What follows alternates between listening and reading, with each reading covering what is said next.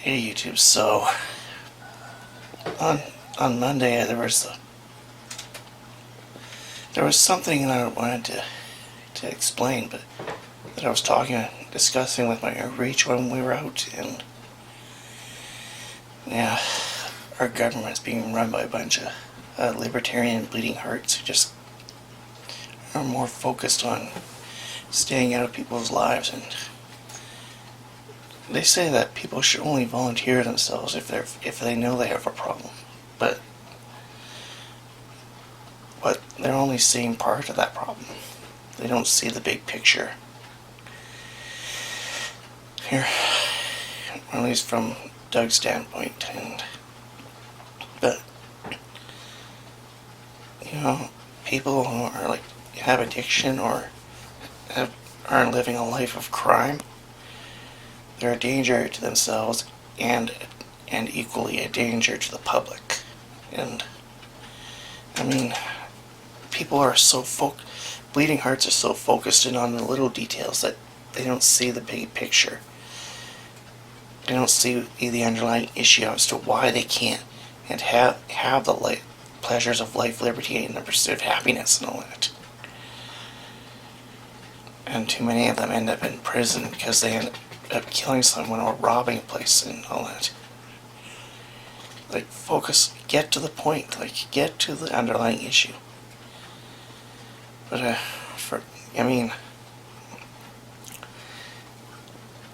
people need. Unfortunately, there's just too many of us. I know I was, but many people don't foresee anything, don't foresee the problems, and too many people have. It's like the neighborhood. How could all this swallow so many lives? And many people are just lost. Just like the parable of the lost boy in the Bible. We can't just take our parents for granted, rich or poor.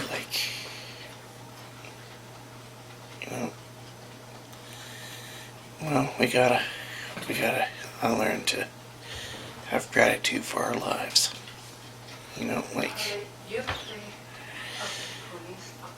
So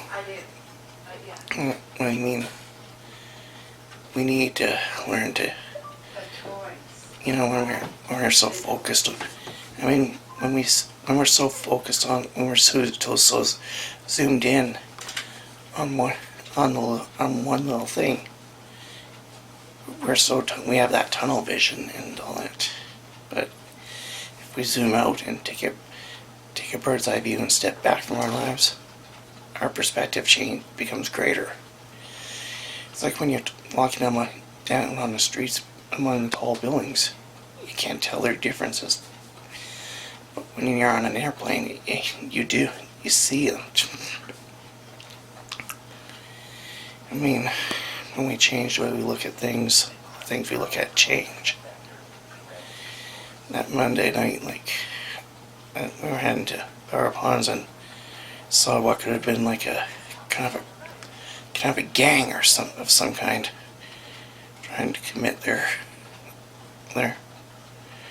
trying to organize their crime or whatever. At least that's what we suspected. If it were up to me, if I was Premier, I would have a provincial state of emergency declared just to root these criminals out and lock them up for good. The streets would be under curfew at 11 o'clock at night. Youth curfew would be at 10, and so on. There should be a youth curfew.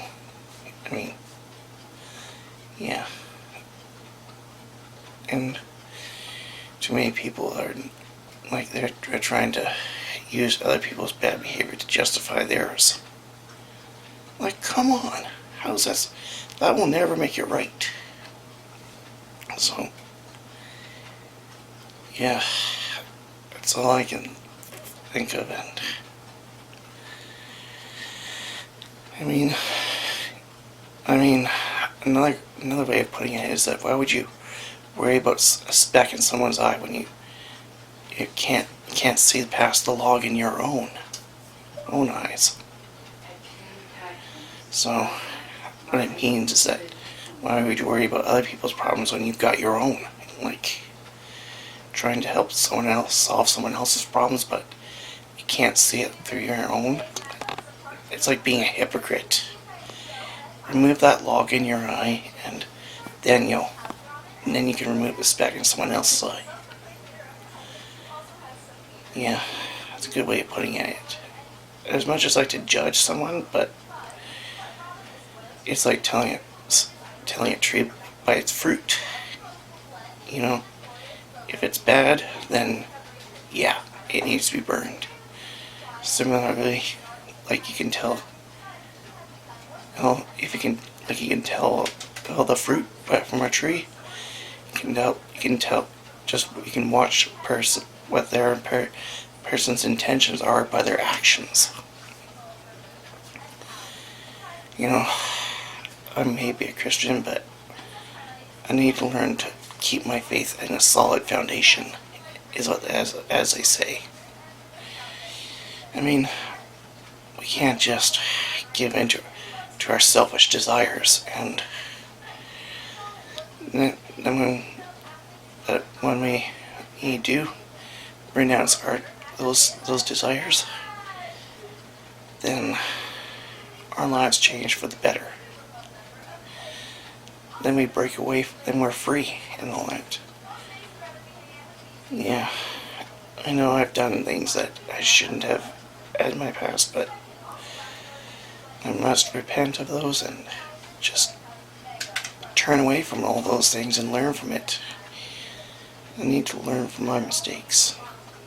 Yeah, as they say. I mean, it's better to remember the bad and forget the good that you've done, as well as you need to remember the good things that they've done and forget the bad things they've done to you. That's what restrains the ego and keeps us down to earth, you know. Remember the bad things you've done to others, and the good deeds that others have done for you. Forget the good deeds you've done and the bad deeds others have done to you. Those things are the basis of what keeps us humble. I mean, I've done a lot of stupid stuff enough early on when I moved here, but but it keeps me grounded. But I mean, I gotta remember, no matter how much I've grown, how much I think I've grown, or how far I've come, I still have to keep myself grounded. It'll remind myself of who I was and what I might have become had I not made those decisions. So, yeah, tomorrow Saturday's the Rebels home opener, and I'll probably do something there to get the tickets there and all that. So, anyways, yeah, if it's sold out, then oh well. Then I can just do something on my own for a bit. Yeah. Anyways, that's all I can say for this afternoon. Okay, so Jesse phoned me and told me that they're taking his nephews and his mother's grandchildren and to the home opener this Saturday, so it's probably pointless to go there, to go to the game, because, well, I have no transportation because the bus route that goes by there stops service at 8 o'clock at night. So, yeah, like, they need more buses. And I know someone there thought that they need to have they need some, they need a community that will thrive, but the problem is, like, there's so much infrastructure in Red Deer that needs to be fixed and replaced, and there's a lot of people that rely on the bus to get to them from where they need to go, and they need to get home, and yeah, especially so late at night, and yeah, but it's just, yeah, some people just don't appreciate things. They just take it for granted, and what am I supposed to, don't, and when people want, what am I supposed to do about it? But I mean, Red Deer is just not safe at all. It's the third most dangerous city in the country, and even daytime in downtown is dangerous because you have drug dealers, gangsters, and a whole bunch of people who are just